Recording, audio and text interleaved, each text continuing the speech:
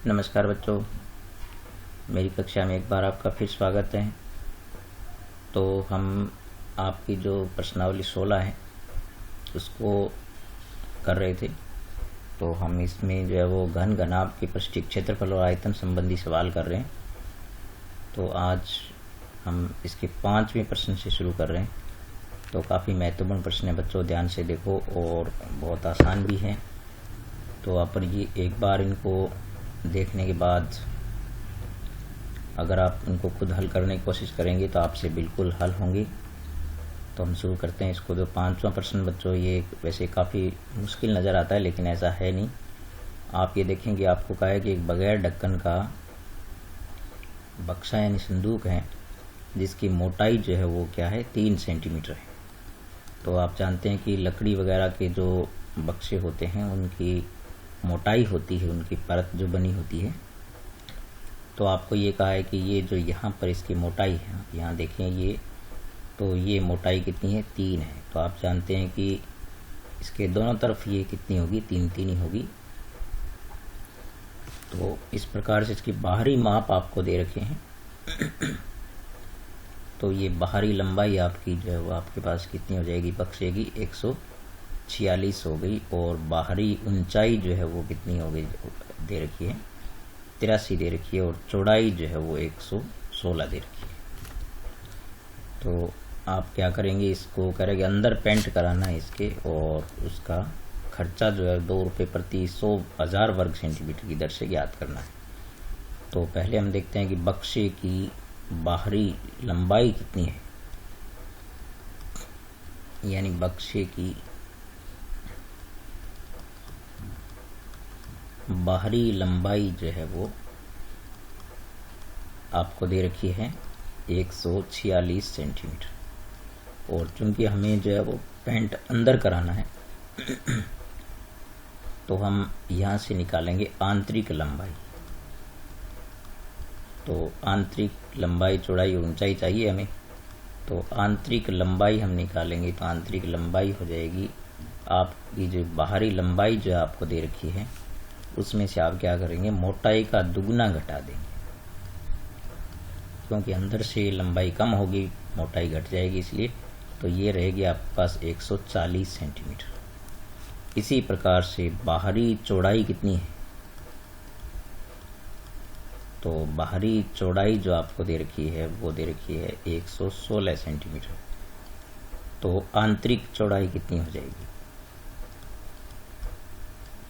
आंतरिक चौड़ाई जो है वो हो जाएगी आपके पास 116 में से वही क्या करेंगे, मोटाई का दुगना घटा देंगे, तो आपके पास बचेगी 110 सेंटीमीटर। और ऊंचाई आपको यहाँ पर समझना है कि बाहरी ऊंचाई जो आपको कितनी दे रखी है, बाहरी ऊंचाई जो है वो है आपके पास 83 सेंटीमीटर। तो आंतरिक ऊंचाई जो है वो कितनी हो जाएगी, आंतरिक ऊंचाई। तो आंतरिक ऊंचाई जो है वो यहाँ पर आप चौड़ाई को इसको b लिख दें और ऊंचाई को यहाँ पर h लिख देते हैं। तो ऊंचाई हो जाएगी 83 माइनस 3 बराबर 80 सेंटीमीटर। बस आपको यही बात समझना है इसमें गौर से कि बगैर ढक्कन का है तो आपको पता है कि सिर्फ मोटाई जो है वो इसकी पेंदे की बस्ती है, ऊपर ढक्कन नहीं है। तो हम 2 गुना नहीं घटाएंगे, सिर्फ 3 ही घटाएंगे। अब आपके पास आंतरिक लंबाई, चौड़ाई, ऊंचाई हो गई। तो अंदर पृष्ठ पर रंग करना है। तो हम क्या करेंगे, ढक्कन को छोड़ते हुए शेष भाग पर रंग करेंगे। तो आप लिखेंगे बगैर ढक्कन का आंतरिक पृष्ठीय क्षेत्रफल, यानी बिना ढक्कन का, बगैर ढक्कन का आंतरिक पृष्ठीय क्षेत्रफल, आंतरिक पृष्ठीय क्षेत्रफल। तो बगैर ढक्कन का जो आंतरिक पृष्ठीय क्षेत्रफल होगा उसको बच्चों आप याद रखो कि जो संपूर्ण पृष्ठीय क्षेत्रफल होता है ये वाला। तो आप पहले तो ये पूरा लिखें आप। तो ये तो आप जानते हैं कि संपूर्ण पृष्ठीय, इसमें से आप क्या करेंगे, बगैर ढक्कन का है तो ढक्कन को घटा दो। तो ढक्कन क्या होता है, लंबाई गुना चौड़ाई। तो बस ये सीधी सी बात आप याद रखना है कि यदि बिना ढक्कन का है तो आप संपूर्ण में से ढक्कन का घटा दें। तो अब हम इसको सरल करेंगे तो 2 इंटू हमारे पास ये इसकी जो लंबाई है वो 140 है, इंटू चौड़ाई 110 है, प्लस 110 इंटू हो गई 80, प्लस 80 इंटू हो गई 140, और माइनस में देखो यहाँ पर लंबाई गुणा चौड़ाई, यानी 140 गुणा कितना हो गया 110। अब आप इसको जैसे पहले सरल करते रहें वैसे आप सरल कर दें इसको, तो आप इनको गुणा करेंगे तो ये आपके पास हो जाएगा 15,400, प्लस ये गुणा करेंगे तो ये हो गया 8800। तो इस प्रकार से आप इनको जोड़ करके और 2 से गुणा करेंगे तो ये 70,800 आ जाएगा, माइनस 15,400 ये है ही, तो घटाया। तो इस प्रकार से आपके पास एक क्षेत्रफल आ गया 55,400 वर्ग सेंटीमीटर। अब बच्चों आपको जो पेंट कराने का व्यय दे रखा है वो है 2 रुपये प्रति 1000 वर्ग सेंटीमीटर। तो यहाँ से कुल व्यय ज्ञात करेंगे तो आप इसको जो कुल आपका क्षेत्रफल है उसको आप गुणा कर दें। प्रति 1000 कहे तो आप प्रति का भाग लगा देंगे, तो 1000 का भाग लगाएंगे तो 2 बिंदियाँ यहाँ से कैंसिल होगी। तो इस प्रकार से आपके पास आ गया 110 रुपये और 80 पैसे। ठीक है बच्चों, तो अब हम चलते हैं छठे प्रश्न पर, इसको आप गौर से देखिए। तो छठे प्रश्न में बच्चों आपको दे रखा है कि घनाभ की लंबाई चौड़ाई ऊंचाई का योग 19 है और विकर्ण की लंबाई कितनी है वो है 11 सेंटीमीटर। इसका संपूर्ण पृष्ठीय क्षेत्रफल ज्ञात करना है। तो आप ये देखेंगे यहाँ पर घनाभ के विकर्ण की लंबाई ये है, तो घनाभ के विकर्ण का सूत्र जो है वो आप इसके सामने रखें। तो आप देखेंगे घनाभ के विकर्ण का सूत्र होता है L square plus B square plus H square बराबर कितना हो गया 11। तो जब भी आपको कोई इस प्रकार की चीज़ दी होती है तो हम उसको सामने रखते हैं उसके सूत्र के। अब आप दोनों ओर वर्ग कर दो, ठीक है, दोनों ओर वर्ग करने पर, तो दोनों ओर वर्ग करेंगे आप, तो आप ये देखेंगे कि यहाँ का जो वर्गमूल है वो वर्ग करने से हट जाता है, इसलिए हम वर्ग करेंगे। तो L square plus B square plus H square का हम क्या करेंगे यहाँ से वर्ग करेंगे, और 11 का भी वर्ग करेंगे। तो आप ये देखते हैं कि यहाँ से तो ये वर्ग हट जाएगा। तो इस प्रकार से L square plus B square plus H square बराबर आपके पास 11 का वर्ग जो क्या कितना 121 हो गया। तो ये आप समीकरण नंबर 1 रख दें। और फिर आपको क्या कहा है कि लंबाई चौड़ाई और ऊंचाई का योग जो है, यानी आपके पास लंबाई चौड़ाई व ऊंचाई का योग कितना दिया हुआ है, यानी उनका जोड़ कितना दिया हुआ है वो दिया हुआ है 19 सेंटीमीटर। तो इसको हम इस प्रकार से लिख सकते हैं L plus B plus H बराबर लिख सकते हैं 19। ठीक है बच्चों, तो ये अब यहाँ से आप इस प्रश्न को गौर से समझेंगे। तो यहाँ पर भी हम क्या करेंगे, दोनों ओर वर्ग करेंगे। तो दोनों ओर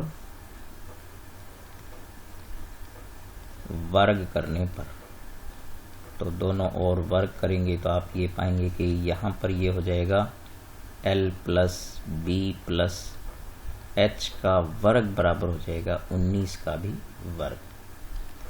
तो यहाँ पर आप क्या करेंगे, एक फॉर्मूला अप्लाई करेंगे। तो मैं आपको वो फॉर्मूला बताता हूँ। जैसे आपने 9th क्लास में एक सर्व समीकरण पढ़ी थी, तो वो यहाँ पर आप अप्लाई करेंगे। ये सर्व समीकरण क्या थी, वो थी x plus Y plus Z का होल स्क्वायर। तो ये सर्व समीकरण ये होती है, यहाँ पर पहले पद का स्क्वायर प्लस दूसरे पद का स्क्वायर प्लस तीसरे पद का भी स्क्वायर होता है, प्लस 2 इंटू क्या होता है बच्चों, पहला दूसरा प्लस दूसरा तीसरा प्लस तीसरा पहला पद। इस प्रकार से आप क्या करेंगे, यहाँ पर एक्स वाई जेड को LBH से आप रिप्लेस कर देंगे।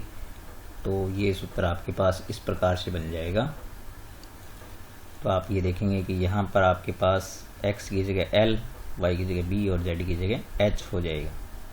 तो ये यूं बनेगा, यहाँ पर हम अप्लाई करेंगे तो ये हो जाएगा L स्क्वेयर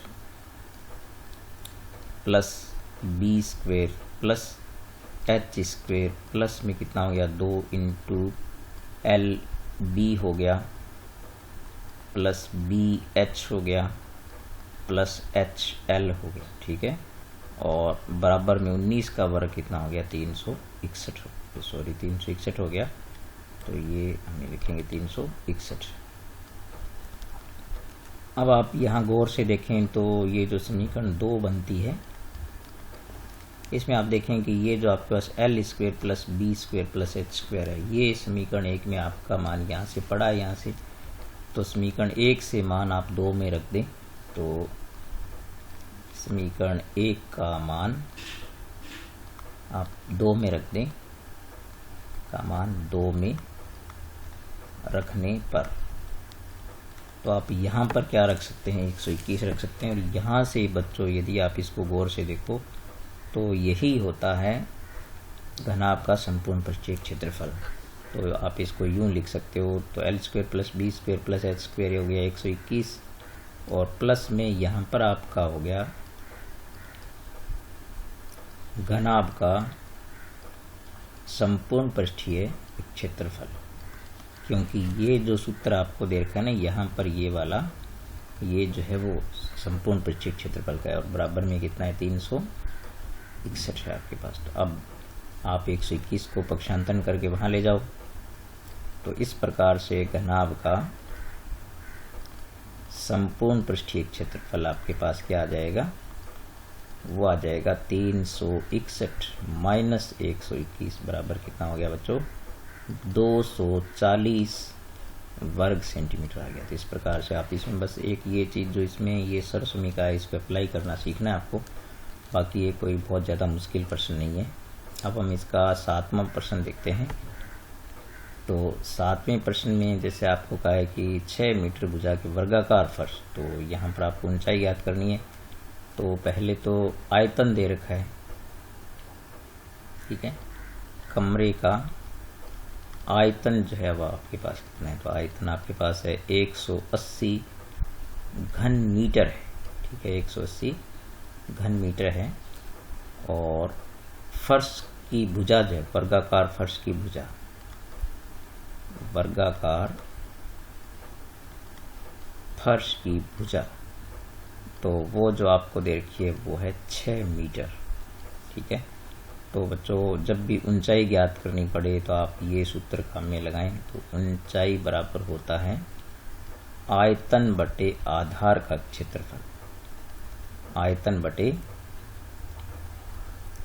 आधार का क्षेत्रफल। जिस भी चीज की ऊंचाई ज्ञात करनी हो तो उसमें आयतन, तो यहाँ पर आयतन आपके पास कितना है 180 है, और चूंकि आधार इसका फर्श जो है वर्गाकार है तो वर्ग का क्षेत्रफल क्या होता है भुजा स्क्वायर होता है। तो यहाँ पर हम क्या कर देंगे, यहाँ पर 6 गुणा 6 यानी क्षेत्रफल ज्ञात कर देंगे इसका। तो ये हो गया 180 बटे 36, तो भाग देंगे तो पूरा पूरा 5 बार भाग जाएगा।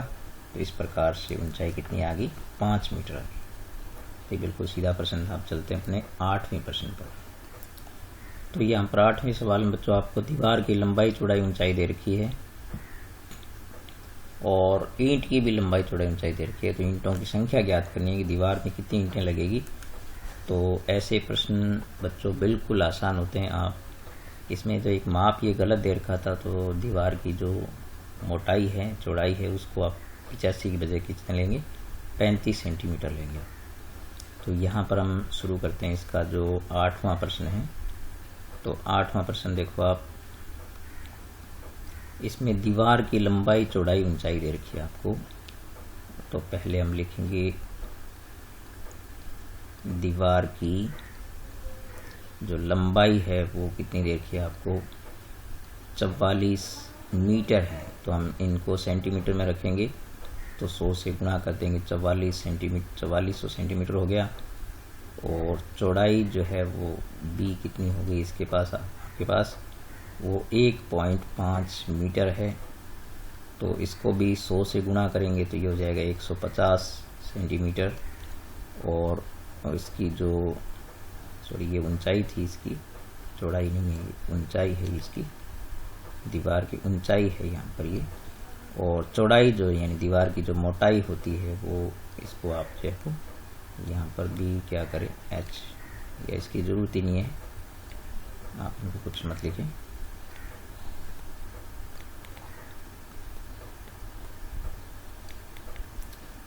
तो चौड़ाई जो आपको कितनी दे रखी है 35 सेंटीमीटर, तो ये तो सेंटीमीटर में ही है, आप इसको रहने दें। और यहाँ पर ये हो जाएगी इसकी लंबाई। अब ईंट की माप क्या है, ठीक है, ईंट की माप, तो ईंट की माप जो है वो कितने की है 22 × 10 × 7, ठीक है, ये है। तो बस आपको क्या करना है, जब भी ईंटों की संख्या ज्ञात करनी हो तो आप बस ये सीधा सा सूत्र लगा दें।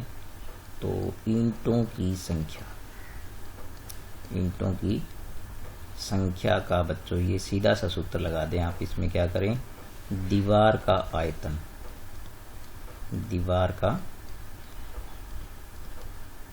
आयतन बटे एक ईंट का आयतन,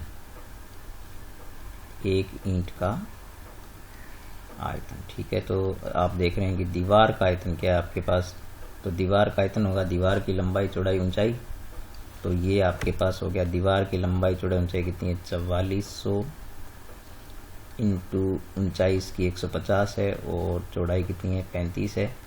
और जो ईंट की माप है वो आपके पास कितना है 22 × 10 × 7 है। बस आप इनको कैंसिल कर दो।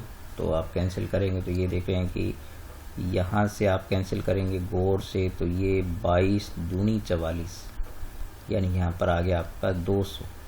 एक सिफर से यहाँ काट दें और ये 7 पंजे कितना होता है 35 होता है, 7 पंजे 35 होता है। तो यहाँ पर आपके पास आ गया 5 दूनी 10, आप इनको गुणा करेंगे तो ये आ गया आपका 15,000। तो कितनी ईंटें आ गई इस प्रकार आपके पास 15,000 ईंटें आ जाएगी, ठीक है। तो ये बिल्कुल सीधा प्रश्न था। और अब आपको जो ये कहा है 9वें प्रश्न के अंदर, तो 9वें प्रश्न में आपको क्या कहा है, 9वां प्रश्न ये कह रहा है कि किसी भी कमरे में सबसे लंबी छड़ जो है वो कैसी रखी जा सकती है। तो कमरे की माप जो है वो क्या है, कमरे की लंबाई जो है वो कितनी है, लंबाई आपके पास है 10 मीटर है और चौड़ाई जो है वो क्या है 8 मीटर है और ऊंचाई क्या है आपके पास h जो है वो कितनी है 6 मीटर है। तो बच्चों आप इसमें कमरे में रखी जा सकने वाली, कमरे में रखी जा सकने वाली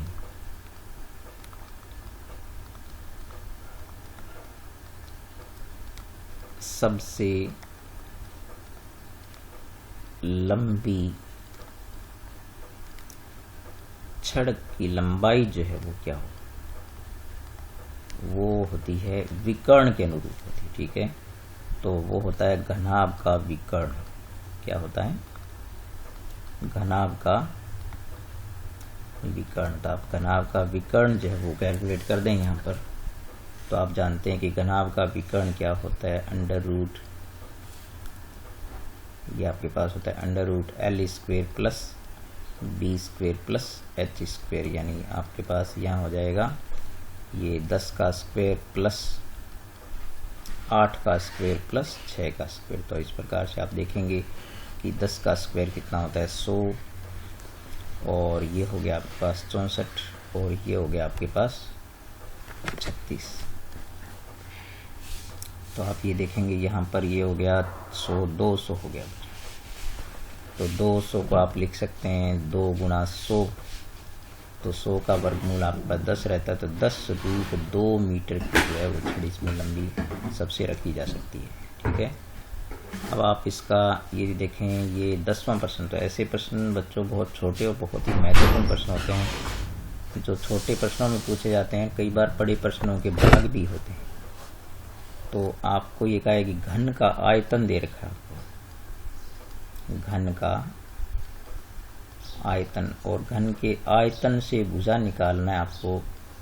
तो आपको घन का आयतन दे रखा है 512 घन सेंटीमीटर। तो ऐसे प्रश्नों का आप गौर से देखा करें बच्चों, ये छोटे प्रश्नों में भी आते हैं और बड़े प्रश्नों के कई बार उसके भाग भी होते हैं। तो घन का आयतन दे रखा है, तो आपको मैंने कल के वीडियो में बताया था कि जब भी आयतन क्षेत्रफल दे रखा हो तो सूत्र के सामने रखो तो घन का आयतन होता है भुजा की घात 3। तो हम इसको सूत्र के सामने रखेंगे तो ये हो जाएगा, सूत्र के सामने रखेंगे 512। अब आप क्या किया करें बच्चों, जब आपको घन का आयतन दे रखा है तो आप इसके गुणनखंड करके और आप क्या करें, इसको घातांक संकेतन में लिख लो। तो आप यदि 512 के गुणनखंड करेंगे तो आप उसमें पाएंगे कि उसमें जो है वो 2 आएंगे बार बार। तो आप ये देखेंगे कि 2 आपके पास आएंगे 9 बार, ठीक है। यानी इस प्रकार से 2 गुणा 2 गुणा 2 और फिर आएंगे 2 गुणा 2 गुणा 2 और फिर आएंगे 2 गुणा 2 गुणा 2।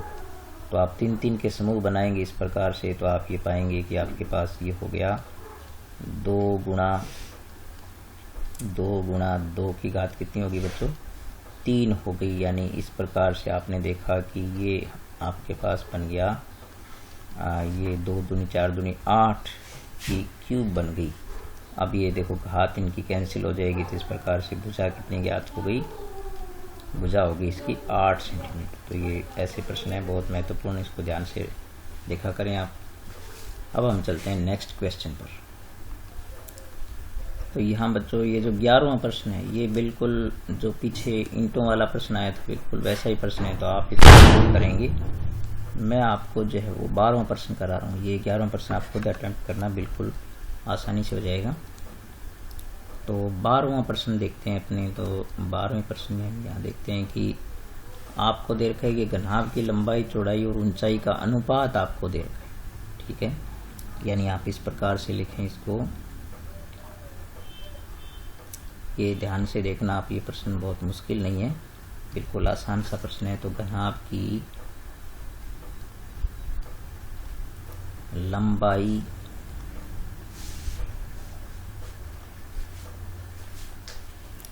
चौड़ाई व ऊंचाई का अनुपात,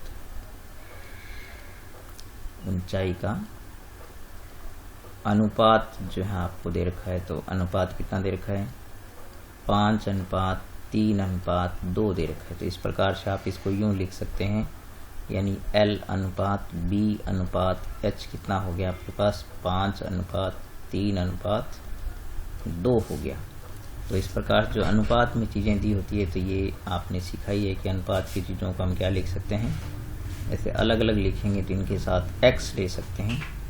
तो इस प्रकार से हम L ले सकते हैं बच्चों 5x और B ले सकते हैं हम 3x और H ले सकते हैं हम कितना, 2x, ठीक है। अब हमें इसमें एक चीज़ और भी दी है, वो है इसका संपूर्ण पृष्ठीय क्षेत्रफल। तो घनाभ का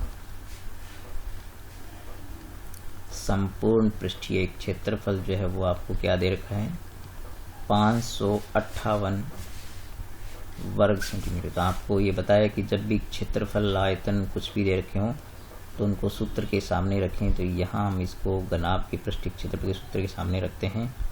तो ये हम पाएंगे कि यहाँ ये हो जाएगा L गुणा B प्लस P गुणा H प्लस H गुणा L।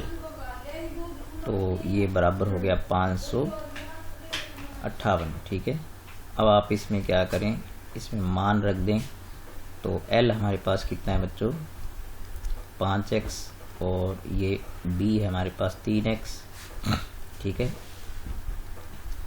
प्लस ये बाकी मान भी आप इसमें रख दें 2x प्लस ये 2x इंटू कितना हो गया 5x और बराबर में कितना है 558। अब आप इनको पहले गुणा करेंगे, तो गुणा करेंगे तो ये हो गया 5, ये 15 और x को x से करेंगे तो x स्क्वायर। ये गलती नहीं करें, बहुत सारे बच्चे क्या करते हैं कि ये अंकों में गुणा करते हैं और x को x ही लिख देते हैं। फिर ये हो गया 2x स्क्वायर, नहीं सॉरी कितना हो गया 6x, 3 दूनी 6x स्क्वायर हो गया और प्लस में ये हो गया 10x स्क्वायर बराबर हो गया 558। अब आप क्या करें, पहले इनको जोड़ेंगे तो ये आपके पास हो गया 31x स्क्वायर बराबर में कितना आ गया 558 और ये इनको गुणा करेंगे अब तो ये हो गया 62x स्क्वायर बराबर कितना हो गया 558। अब ये गुणा वाला पद जो होता है वो भाग में जाता है तो एक्स स्क्वायर बराबर आ गया 558/62। तो यदि आप भाग देंगे तो ये पूरा 9 बार भाग जाएगा। तो इस प्रकार से ये एक्स स्क्वायर बराबर आपके पास क्या आ गया, 9 आ गया। तो यहाँ x बराबर क्या आ गया, √9 आ गया। तो ये हम इसका वर्गमूल ले सकते हैं 3। तो इस प्रकार से x का मान क्या हो गया आपके पास, 3 हो गया। तो आपको कोरों के माप ज्ञात करने, तो कोरों का मतलब होता है भुजा। तो इस प्रकार से आप लिख सकते हैं कि आता है लंबाई जो है वो कितनी हो गई, इस प्रकार से लंबाई हो गई L बराबर होगी 5x, यानी 5 × 3 बराबर कितना हो गई, 15 सेंटीमीटर। ठीक है। और चौड़ाई जो है वो कितनी हो जाएगी, तो इसी प्रकार से चौड़ाई B जो है वो आपके पास है 3x, तो वो हो जाएगी 3 × 3 बराबर कितनी हो गई, 9 सेंटीमीटर। ठीक है। और इसी प्रकार से ऊंचाई जो है वो कितनी हो गई, ऊंचाई h जो हो गई 2x, यानी 2 × 5 बराबर कितनी हो गई, 10 सेंटीमीटर। तो इस प्रकार से हम इसको हल कर सकते हैं। बहुत आसान सा प्रश्न है। ठीक है बच्चों, अभी हमने सारे प्रश्न जो है वो 16.1 के हल कर दिए हैं। ठीक है बच्चों, नेक्स्ट वीडियो में मैं कल आपको बेलन से संबंधित सवाल है उनको हल कराऊंगा, तो आप इनको गौर से देखें और मेरे चैनल को सब्सक्राइब जरूर करें, अपने मित्रों को बताएं। और जो मैं आपको बिल्कुल आपके घर बैठे आपकी जो हेल्प करना चाहता हूं, आपको किसी ट्यूशन की आवश्यकता ना पड़े, तो इसके लिए मेरे काम का जो आप सहयोग करो, ज़्यादा से ज़्यादा वॉच करो वीडियो, पूरा वीडियो देखा करो। ठीक है, मिलेंगे बच्चों नेक्स्ट वीडियो में, तब तक नमस्कार।